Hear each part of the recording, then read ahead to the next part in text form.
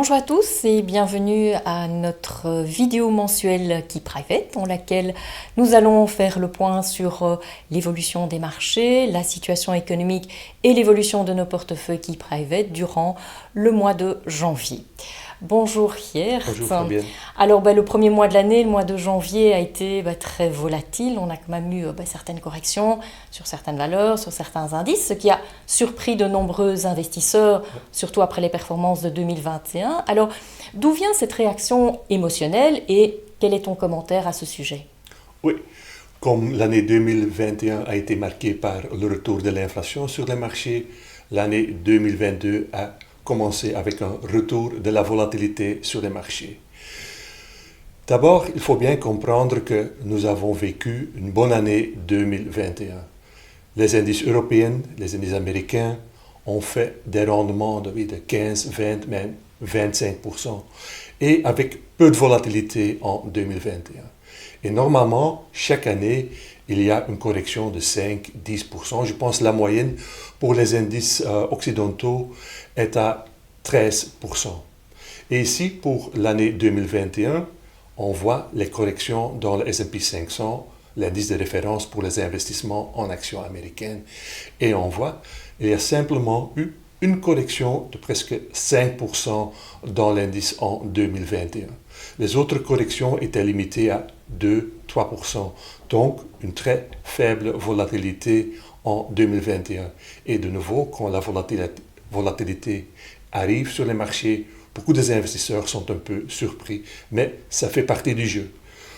Comme on dit souvent dans nos webinaires, dans nos infosessions, comme investisseur en actions, il faut simplement accepter les corrections sur les marchés. Chaque année, il y a toujours une correction de 10%. Ici, sur le tableau, on le constate, chaque année, il y a simplement une correction de 10%. Donc, de nouveau, ça fait partie du jeu. Ou, il y a plusieurs corrections, par exemple de 5%. Chaque année, pour le S&P 500, mais ça va aussi pour les indices européens, il y a des corrections de 3, parfois même 4, de 5%. Donc, les corrections, ça fait partie du jeu. Comme investisseur en action, il faut accepter les corrections et il ne faut pas réagir d'une façon émotionnelle. Parce que quand vous réagissez d'une façon émotionnelle, il y a une correction de 5-10%, vous dites « je vais quand même vendre mes actions ».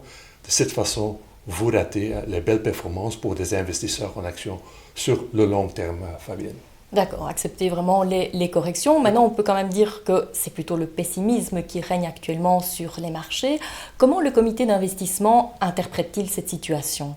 Oui, quand on regarde tout ce qui s'est passé pendant le mois de janvier 2022, on constate d'abord, je l'ai déjà dit, les corrections sont normales, mais aussi aujourd'hui, on voit que le pessimisme est assez élevé sur les marchés. Ici, on a l'indice Fear and Greed, un indice fait par CNN, et on voit aujourd'hui que les investisseurs sont plutôt pessimistes. Et on le sait, quand la majorité des investisseurs est pessimiste, un retour ou rebond technique parfois arrive, et c'est ce qu'on voit actuellement sur les marchés. Après les chutes de janvier, les indices connaissent aujourd'hui un rebond. Il y a aussi un autre indice aux États-Unis.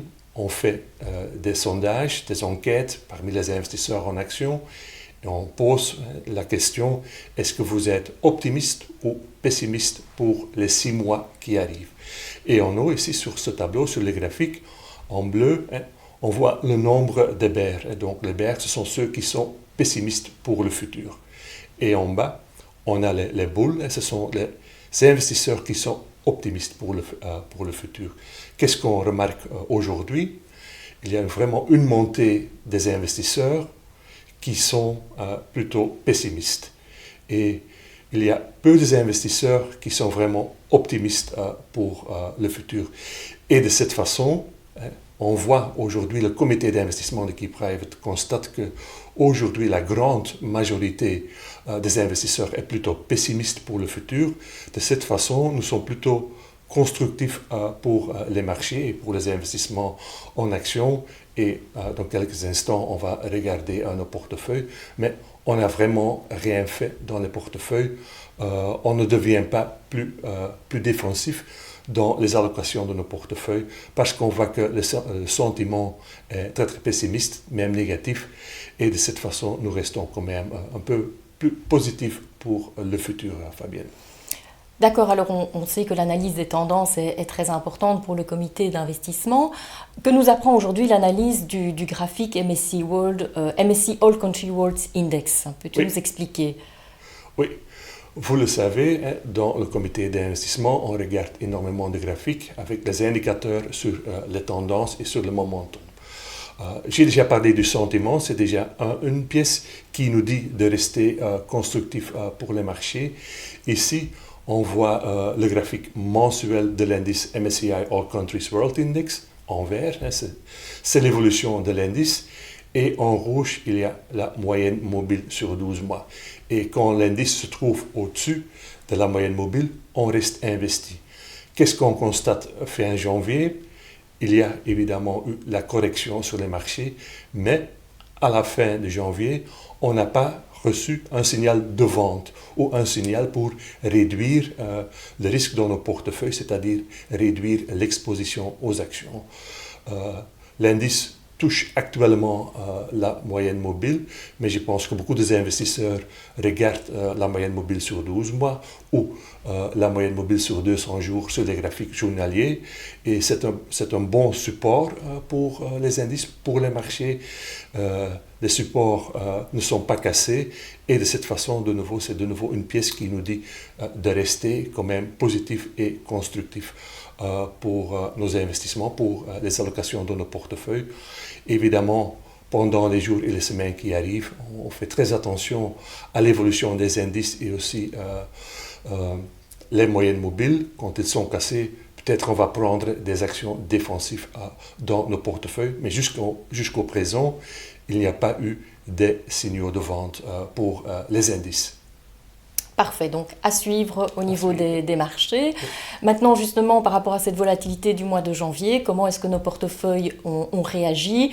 Et alors, tu en as déjà un petit peu parlé, quelles ont été les décisions du comité d'investissement au niveau de l'allocation des portefeuilles? Oui, donc d'abord les performances de janvier 2022. Vous voyez, la MSCI Europe a perdu un peu plus de 3%. Le MSCI World, qui est indirectement un investissement dans les actions américaines, a perdu moins 5% grâce au secteur de la technologie.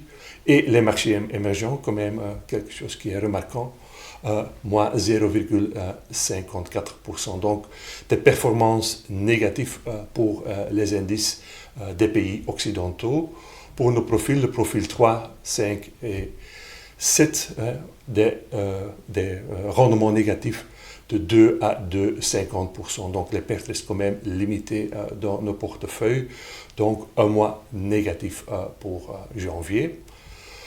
Comme je l'ai déjà dit, dans nos portefeuilles, rien ne change. Pour la partie actions, on reste avec le MSCI World et le MSCI Europe. Pour les investissements en obligations, on préfère les obligations des pays émergents. Et pour la partie matières premières, on conserve la position dans les métaux industriels. Les métaux industriels qui ont été positifs pendant le mois de janvier. Donc cela nous a un peu aidé dans les performances de nos portefeuilles. Donc comme je l'ai déjà dit, rien ne change dans nos portefeuilles. On observe évidemment tout ce qui se passe sur les marchés. Quand on voit vraiment des signaux pour réduire les risques dans nos portefeuilles, on le fera immédiatement. Parfait, bien peux-tu nous résumer les points importants à retenir? Oui, donc voilà, aujourd'hui, qu'est-ce qu'on constate? Les investisseurs sont plutôt pessimistes et c'est un bon contre-indicateur pour s'attendre à un rebond de marché qui est aujourd'hui très actuel. Comme investisseur, il faut simplement rester calme et accepter les corrections du marché. Ça fait partie du jeu. Chaque année, il y a des corrections de 5, 10, même 15%. Il faut simplement les accepter. On a vu les graphiques avec les moyennes mobiles, mais de ce point-là, il n'y a vraiment pas un signal de vente pour les pays occidentaux. Donc, on conserve les positions de nos portefeuilles. On ne devient pas plus défensif dans les allocations de nos portefeuilles. Donc, les liquidités restent à 5% de nos portefeuilles, Fabienne. Terminons avec notre tableau des rendements historiques nets mis à jour avec les performances de janvier. Donc oui, un léger recul pendant le mois de janvier, ça fait que pour un investisseur dans le profil 5, le profil équilibré, le profil 7, le profil dynamique, un investisseur qui a démarré son portefeuille Key Private le 1er janvier 2016, aujourd'hui, il a un rendement net cumulé de 16 à 25%. Donc, on reste quand même avec des belles performances pour les investisseurs dans les portefeuilles Key Private, Fabienne. Tout à fait, merci beaucoup Geert. Nous vous donnons rendez-vous début du mois de mars pour notre prochaine vidéo mensuelle. Merci pour votre attention.